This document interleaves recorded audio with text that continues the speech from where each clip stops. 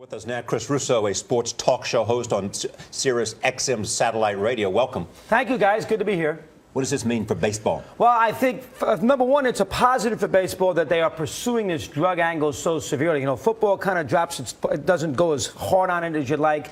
Baseball is very serious about knocking steroids out of the sport for good. Bosch is going to talk now to baseball. He's got everybody all over him, the feds and lawsuits, so he needs to get his practice back.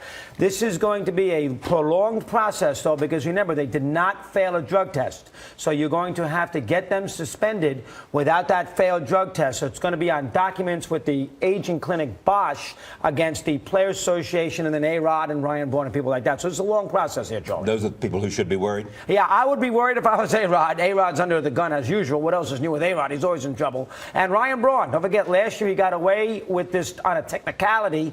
Last year when he was a Brewer, he was facing a drug test and got away with it because he threw the FedEx delivery guy under the bus. Remember that hermetically sealed container? So Braun, who's been very adamant that he didn't do anything wrong, he's back in the mix here too.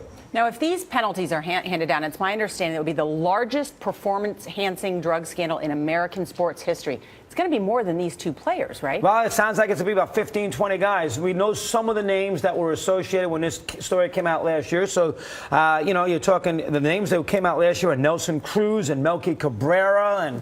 And so there's a lot of players involved here. So this is going to be but again, it's going to be a long process. I don't know about the 100 games. I think 50 games would be more like it. I'm not sure about the 100 games. I mean, remember. 100-game suspension is what you mean. Yeah, right. Because that's everybody seems to think it's going to be 100. I would say 50. But remember, that Players Association is going to back their players up. It's going to be tricky. Can I just ask you about sports in general? Why is MLB tougher on this than anybody else? Well, because records are very important in baseball.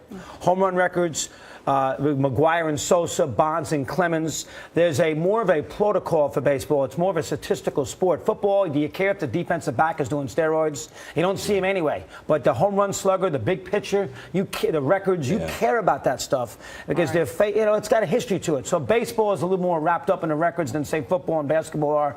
And again, baseball has been pretty proactive here. Now, they were heads in the sand forever. Remember, McGuire and Sosa broke the home run records in '98. They were doing steroids. Nobody say anything.